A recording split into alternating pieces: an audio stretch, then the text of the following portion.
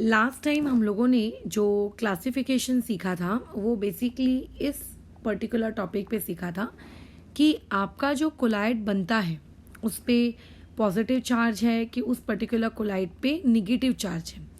तो अभी हम लोग हमारा क्लासिफिकेशन नंबर 4 सीखेंगे। अच्छा, मैंने ऊपर 3 लिख दिया है। क्लासिफिकेशन नंबर 4 सीखेंगे।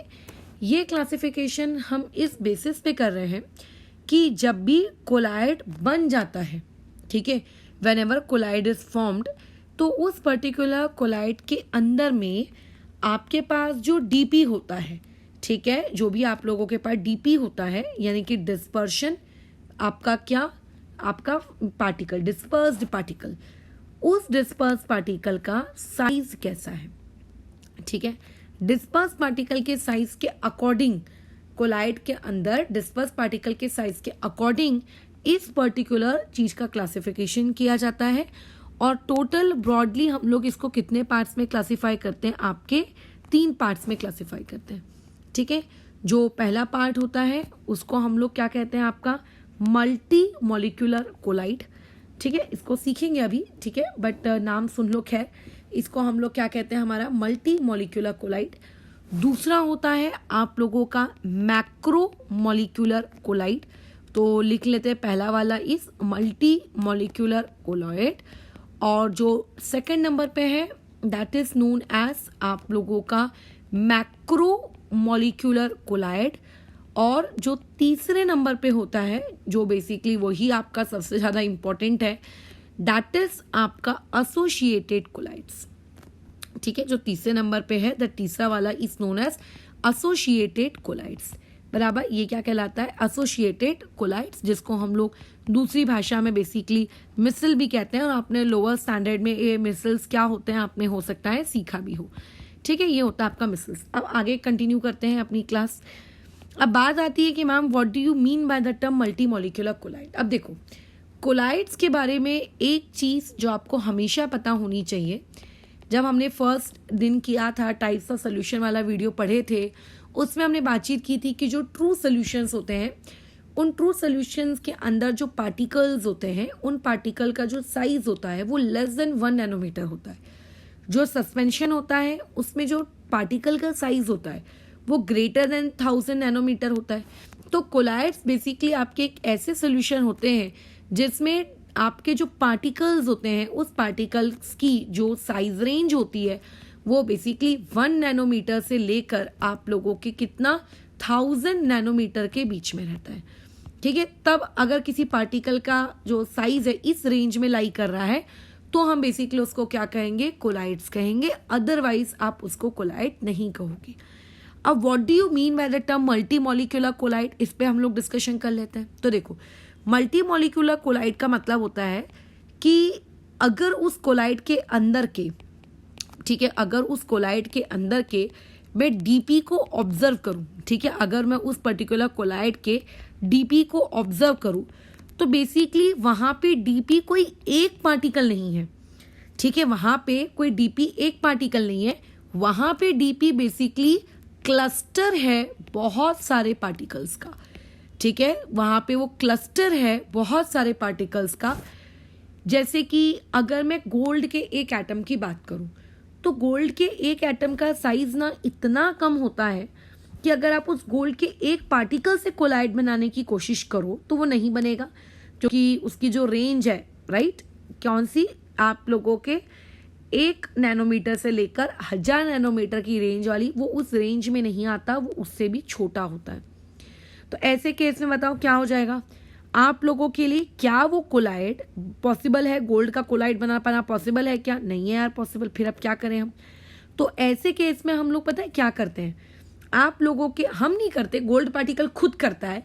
बहुत सारे गोल्ड पार्टिकल्स आपस में क्लस्टर बनाना शुरू कर देते हैं, ठीक है। बहुत सारे गोल्ड पार्टिकल्स क्या करते हैं? क्लस्टर बनाना शुरू कर देते हैं, सच दैट वो क्लस्टर बनाना शुरू करते हैं कि उन लोगों की जो क्लस्टर बनता है, उस क्लस्टर, उस पार्टिकल्स का जो क्लस्टर बनता है वो एक्चुअली किस में होता है? उस पर्टिकुलर रेंज में लाई करता है। और उन पार्टिकल्स के क्लस्टर का हम लोग क्या करते हैं? कोलाइडल सोल्यूशन बना लेते हैं। यानी कि अगर मैं सिंगल पार्टिकल लेती, ठीक है, अगर मैं उस सिंगल वन पार्टिकल लेती तो वन पार्टिकल जो होता उसका साइज क्या होता, रेंज में नहीं लाई करता। अगर मैं एक पार्टिकल लेती तो डू नॉट या फिर लिख देते हैं डोंट लाई इन रेंज, वो रेंज में लाई नहीं करता। और अगर वो रेंज में लाई नहीं करता तो हम उसका क्या नहीं बना पाते, हम उसका कोलाइड नहीं बना पाते। तो बेसिकली वो पार्टिकल्स खुद क्या करते हैं, क्लस्टर बना लेते हैं ताकि वो रेंज में लाई कर सकें और हम लोग उनका क्या बना सके, कोलाइडल सोल्यूशन प्रिपेयर कर सकें। तो ऐसे पर्टिकुलर कोलाइडल सोल्यूशन जिनमें आप अगर उनके डीपी को देखते हो तो आप उनके डीपी को देखने के बाद ये कहते हो कि अरे यार इनका डीपी तो तब बना जब आप लोगों के बहुत सारे, ठीक है, जब बहुत सारे छोटे साइज के पार्टिकल्स कंबाइन हुए तब जाके डीपी बना और फिर उस डीपी से हमने क्या बनाया, आप लोगों का कोलाइडल सोल्यूशन बनाया। तो उस पर्टिकुलर चीज को हम लोग कहते हैं मल्टी मॉलिक्यूलर कोलाइड। तो इन शॉर्ट अगर मैं मल्टी मॉलिक्यूलर कोलाइड को तुम्हारे सामने डिफाइन करूं तो ये एक ऐसा कोलाइडल सोल्यूशन है जो उन डीपी पार्टिकल से बनता है जो जिनका खुद का एक सिंगल पार्टिकल कोलाइडल बनाने के लायक नहीं होता। उस सिंगल पार्टिकल के बहुत सारे क्लस्टर्स आपस में कंबाइन होते हैं और कंबाइन होने के बाद फिर वो लोग क्या बनाते हैं, आप लोगों का कोलाइडल सोल्यूशन बनाते हैं। So this was the story about multi molecular colloidal solution. ठीक है, क्लियर है। अच्छा, कौन बनाता है इस प्रकार का कोलाइडल सोल्यूशन, तो इनके एग्जांपल्स खैर याद बहुत ही जरूरी है। सीधा डायरेक्ट क्वेश्चन पूछे जाते हैं। मैं पहले भी कह चुकी हूँ, सरफेस केमिस्ट्री की एनसीईआरटी को रेफर करिए। ठीक है, एक लिखी हुई लाइन आपके लिए बहुत बेशकीमती है, बट स्टिल अगर इस मल्टी मॉलिक्यूलर कोलाइडल सोल्यूशन का एग्जांपल देना चाहूँ तो जो आपका गोल्ड का अगर आप सॉल्व बनाओगे, AU सॉल्व, ठीक है, तो वो क्या कहलाएगा, मल्टी मॉलिक्यूलर। आप सल्फर का बनाना चाहोगे, एसिड का, तो वो भी आप लोगों का क्या कहलाएगा, मल्टी मॉलिक्यूलर। प्लैटिनम का, सिल्वर का, एक्सेट्रा और भी हो सकते हैं, इन सभी के सॉल्व बेसिकली क्या है, मल्टी मॉलिक्यूलर। ठीक है, तो क्या ये बात क्लियर है कि मल्टी मॉलिक्यूलर क्या होता है, कि उसका single particle colloidal solution form करने लायक नहीं था, तो कोलाइडल सोल्यूशन फॉर्म करने से पहले ही वो पार्टिकल्स ने आपस में क्या किया, क्लस्टर बना लिए, और फिर जब आप उनको डालते हो सॉल्व बनाए, मतलब मीडियम में जब आप डालते हो, डिस्पर्शन मीडियम में डालते हो, तो डिस्पर्शन मीडियम में जाने के बाद उन्हें क्या किया, आप लोगों का फटाफट कोलाइडल सोल्यूशन बना डाला। ठीक है। अच्छा, नेक्स्ट में हम लोग आते हैं, next is macro molecular colloidal solution. अब ये मैक्रो मॉलिक्यूलर कोलाइडल सोल्यूशन देखो क्या है, जैसे कि यहाँ पे इसका नाम है मैक्रो का मतलब होता है बड़ा, तो यहाँ पे इसके काम भी बड़े होंगे डेफिनेटली। यहाँ पे होता देखो कुछ ऐसा है कि आपकी जो रेंज चाहिए कोलाइडल सोल्यूशन को बनाने के लिए वो कितनी चाहिए, 1 नैनोमीटर से 1000 नैनोमीटर। लेकिन ये जो पार्टिकल है, ठीक है, जिसकी मैं बात कर रही हूँ, उसका एक पार्टिकल जो है, अगर मैं उस एक पार्टिकल का साइज देखूं तो वो एक पार्टिकल जो है वो बहुत बड़े साइज का है। यानी कि हमारे पिछले केस में हमारा समस्या क्या थी कि पार्टिकल का साइज बहुत छोटा है, वो रेंज से भी क्या है, छोटा है। यहाँ पे इस पार्टिकल का साइज क्या है, आपकी रेंज से बड़ा है। अब क्योंकि ये रेंज से बड़ा है, तो अगर मुझे एक बात बताओ, क्या ये कोलाइडल बना सकता है? नहीं, डेफिनेटली नहीं। तो यानी कि ये कोलाइडल सोल्यूशन तो बना नहीं सकता, कतई नहीं बना सकता। क्यों नहीं बना सकता? क्योंकि रेंज से बड़ा है। अगर ये कोलाइडल नहीं बनाएगा तो ये क्या बनाएगा बताओ, आपका सस्पेंशन बना लेगा। क्या बना लेगा? सस्पेंशन हम जानते हैं ना क्या होता है सस्पेंशन, यानी कि बेसिकली एक ऐसा सोल्यूशन जिसका साइज जो होता है आप लोगों का कोलाइडल से बड़ा होता है, राइट। अच्छा, अब देखो, तो ऐसे में ये एक पार्टिकल रेंज से बड़ा है, बट मान लेते हैं मैंने एक ऐसा पार्टिकल चूज किया जो बहुत ज्यादा छोटा भी नहीं है, जो बहुत ज्यादा रेंज के बाहर का भी नहीं है, बट मैं एक ऐसा पार्टिकल लेकर आ रही हूं जिसका साइज अप्रोक्सीमेटली आप कह सकते हो कि जो रेंज आपको चाहिए उस रेंज की जो लास्ट लिमिट है 1000 नैनोमीटर है ना, या थोड़ा बहुत ऊपर नीचे, ठीक है, उसके अप्रोक्सीमेट है। यानी कि अब आपको कोलाइडल सोल्यूशन बनाने के लिए बहुत सारे पार्टिकल्स का आपको क्या है, जोड़ना नहीं पड़ेगा। आपको बहुत सारे पार्टिकल्स को जोड़ना नहीं पड़ेगा, है ना। बहुत सारे पार्टिकल्स को आपको क्या नहीं करना पड़ेगा, जोड़ना नहीं पड़ेगा। ये अकेला ही काफी है। बोलो किस चीज के लिए? आप लोगों का कोलाइडल सोल्यूशन बनाने के लिए। जैसे ऊपर वाले केस में हमारी समस्या क्या थी कि पार्टिकल्स इतने छोटे हैं कि हम लोगों को दिक्कत आ रही थी, तो हमने उन ढेर सारे पार्टिकल्स को जोड़ लिया और यहाँ पे हम लोगों के पास दिक्कत नहीं है, बल्कि यहाँ तो हमें खुशी है कि ये एक पार्टिकल आखिर इतना बड़ा है कि ये अकेला पार्टिकल, सिंगल पार्टिकल, ये अकेला पार्टिकल क्या है, इनफ है। किस चीज के लिए इनफ है? For forming colloidal solution. ठीक है, क्या बनाने के लिए? Colloidal solution. तो इस प्रकार के कोलाइडल सोल्यूशन जो कि सिर्फ एक पार्टिकल्स की मदद से ही बन जाते हैं, इनके डीपी को और ज़्यादा पार्टिकल्स की नीड नहीं होती, तो इन पर्टिकुलर चीज़ों को हम लोग कहते हैं मैक्रोमोलिक्यूलर कोलाइडल सोल्यूशन। ठीक है, क्या कहते हैं इनको? मैक्रोमोलिक्यूलर। डन। अच्छा, मैक्रोमोलिक्यूलर यूजुअली हमारे नेचर में हम लोगों को खुद ही मिल जाते हैं नेचुरली। जैसे बहुत सारे स्टार्च, एक्चुअली जैसे अगर आप स्टार्च को अगर आप पानी में डिजोल्व करोगे, तो जब स्टार्च पानी में डिजोल्व हो जाएगा तो वो जो सोल्यूशन बनेगा वो कहलाएगा मैक्रोमोलिक्यूलर। वो क्या कहलाएगा? मैक्रोमोलिक्यूलर। अगर स्टार्च के बदले में आप सेल्यूलोज लो, सेल्यूलोज को डिजोल्व करो, that is also known as what? आप लोगों का मैक्रोमोलिक्यूलर कोलाइड, वो भी आपका मैक्रोमोलिक्यूलर कहलाएगा। राइट, बहुत सारे प्रोटीन्स आपके क्या होते हैं? मैक्रोमोलिक्यूलर कोलाइड होते हैं। इवन जो हमारे ब्लड के अंदर एक कंपोनेंट पाया जाता है नोन एज हीमोग्लोबिन, ये भी आप लोगों का क्या है? मैक्रोमोलिक्यूलर कोलाइड्स है। तो ये इनका जो एक पार्टिकल है वो ही इतना इनफ होता है कि ये कोलाइडल सोल्यूशन बना सकते हैं। ठीक है, ये कहानी थी मैक्रोमोलिक्यूलर कोलाइडल्स की। अब हम तीसरे टॉपिक पे बात करते हैं जो कि बल्कि सबसे ज्यादा आप लोगों का इंपॉर्टेंट है, दैट इज एसोसिएटेड कोलाइड्स। अब देखो ये what do you mean by the term associated colloids, जिसको आप दूसरी भाषा में मिसल्स भी कहते हो। कैसा है कि एसोसिएटेड वर्ड से ही तुम लोगों के दिमाग में ये बात आ गई होगी कि what do you mean by the term associated. Associated का मतलब होता है चीजों का आपस में जुड़ना, है ना। एसोसिएटेड का मतलब क्या होता है? चीजों का आपस में जुड़ना। तो मैडम जुड़ना तो पहले भी केस में हुआ था, तो फिर आपने उसको एसोसिएटेड क्यों नहीं कहा? क्योंकि वहां पे कोलाइडल मतलब डीपी पहले ही जुड़ चुके थे, फिर उस जुड़े हुए डीपी को हमने डीएम में डाला था और क्या बनाया था? आप लोगों का कोलाइडल बनाया था। लेकिन एसोसिएटेड कोलाइडल में क्या होता है? यहाँ पे दो केसेस होते हैं।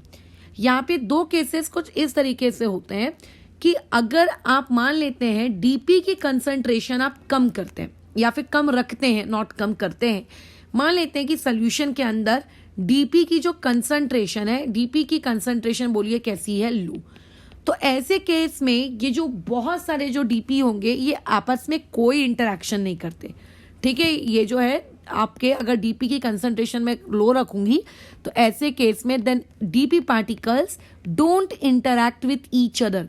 ठीक है, वो एक दूसरे के साथ क्या नहीं करेंगे? इंटरैक्ट नहीं करेंगे और अलग अलग रहेंगे, अपने अपने जिंदगी में रहेंगे, उनका साइज छोटा रहेगा, है ना। इन डीपी पार्टिकल्स की कंसंट्रेशन भी लो है एज वेल एज इन लोग यहाँ पे ये जो डीपी पार्टिकल्स है इनका जो साइज है वो रेंज से बोलो कैसा है? छोटा है। तो ये लोग क्या बना लेते हैं? आपकी लो कंसंट्रेशन में, आपके लो कंसंट्रेशन में बोलो ये क्या करते हैं? लो कंसंट्रेशन में ये आप लोगों का कोलाइड नहीं बनाते, ये क्या बनाते? True solution. अलग अलग पार्टिकल्स रहते हैं। बट अगर मान लेते हैं मैं डीपी यानी कि उन्हीं पार्टिकल्स की कंसंट्रेशन हाई कर देती हूँ, ठीक है, उनकी क्वांटिटी में बढ़ा देती हूँ, तो क्वांटिटी बढ़ाने से क्या होगा कि वहां पे डीपी के जो पार्टिकल्स है वो आपस में बोलो क्या करने लगते हैं? इंटरैक्ट करने लगते हैं। और जब डीपी के पार्टिकल्स आपस में इंटरैक्ट करने लगते हैं तो वो क्लस्टर बनाने लगते हैं, और जब वो पार्टिकल्स क्लस्टर बनाने लगते हैं तो नियरली किस में आने लगते हैं? रेंज में आने लगते हैं। और अगर रेंज में आने लगते हैं तो वो लोग क्या कर लेते हैं? वो लोग कोलाइड्स बना लेते हैं। क्या बना लेते हैं? वो लोग कोलाइड्स बना लेते हैं। ठीक है, तो ये होते हैं एसोसिएटेड कोलाइड्स। और जो ये कोलाइड्स अब बनता है, इस बने हुए कोलाइड्स को बेसिकली हम लोग क्या कहते हैं? मिसल कहते हैं। क्या कहते हैं इनको? मिसल्स। यानी कि जब आप इनकी कंसंट्रेशन कम लेते हो तब कुछ नहीं होता, तब कोई कोलाइडल सोल्यूशन नहीं, कुछ नहीं। जब कंसंट्रेशन हाई कर देते हो तब क्या बन जाता है? Colloidal solution. ठीक है, मिसल्स क्या होते हैं इस बारे में मैं बात करती हूँ, बट मिसल्स में बात करने से पहले हम लोग दो टर्म्स समझ लेते हैं, फिर उसके बाद आगे कंटिन्यू करेंगे। ठीक है, अब देखो मिसल बन रहा है।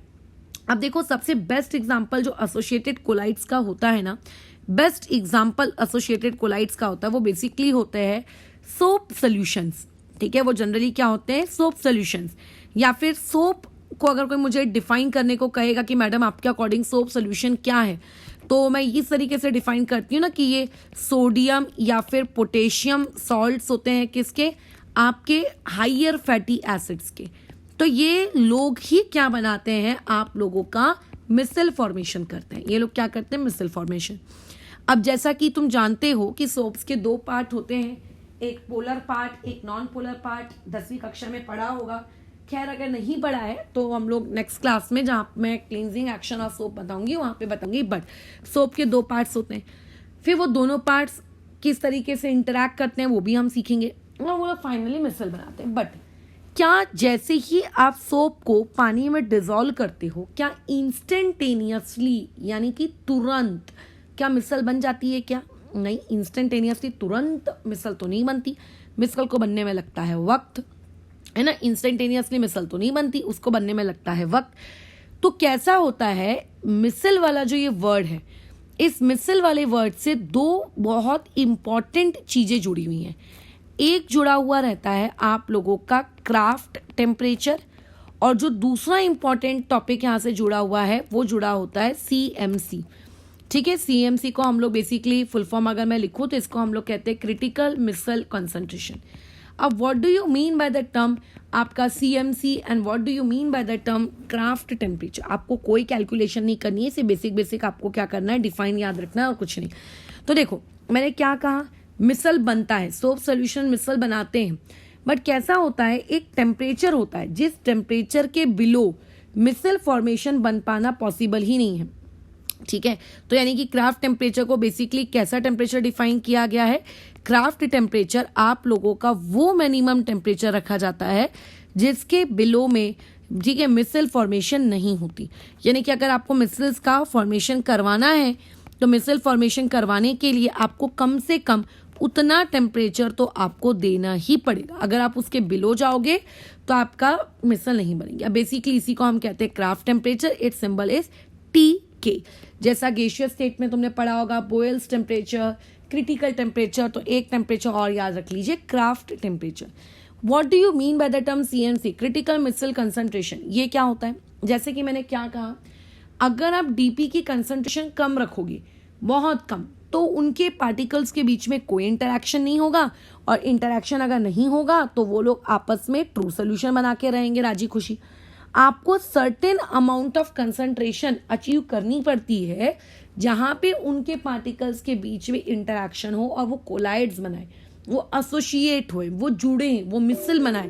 तो आप मिनिमम इतनी कितनी कंसंट्रेशन रखोगे, है ना, आप मिनिमम कितनी कंसंट्रेशन रखोगे, ठीक है, जिसके अबो कोलाइडल्स आराम से बनने लगे, या फिर जैसे कहूँ जिसके अबो मिसल्स आराम से बनने लगे, मिसल फॉर्मेशन होने लगे, उस मिनिमम कंसंट्रेशन को बेसिकली हम लोग क्या कहते हैं, CMC कहते हैं।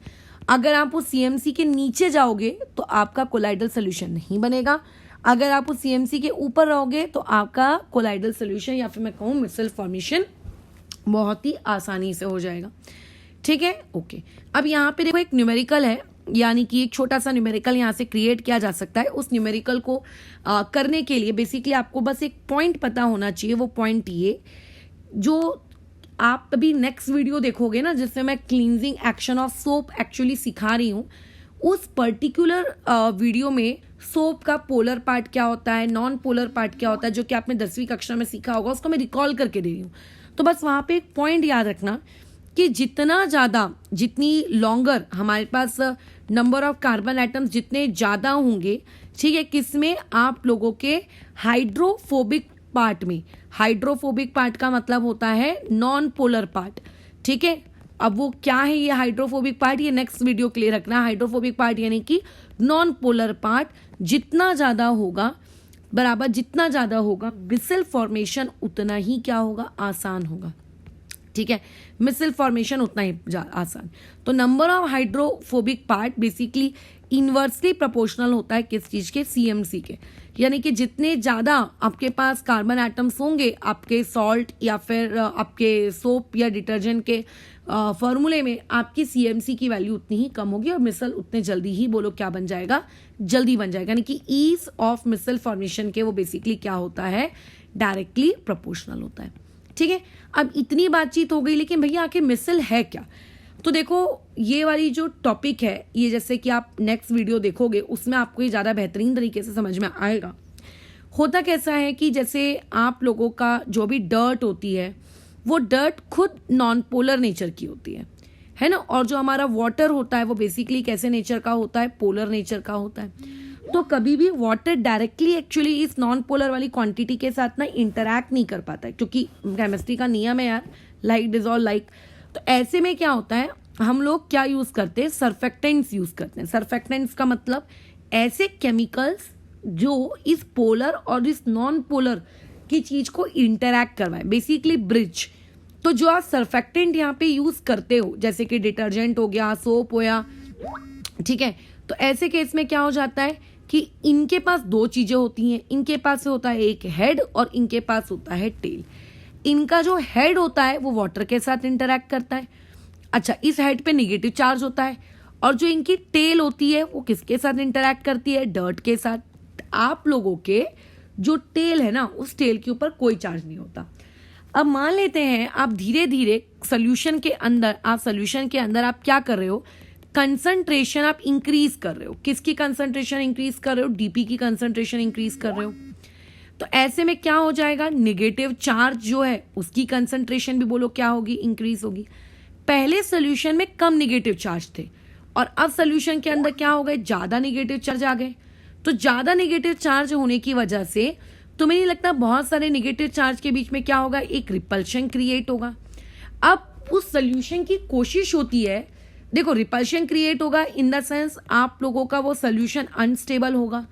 अब सोल्यूशन चाहता है कि भैया वो खुद स्टेबल रहे, वांट स्टेबिलिटी, है ना। सोल्यूशन अनस्टेबल होगा, बट भले ही वो अनस्टेबल होगा लेकिन उसकी खुद की इच्छा क्या होगी, स्टेबिलिटी की तरफ होगी।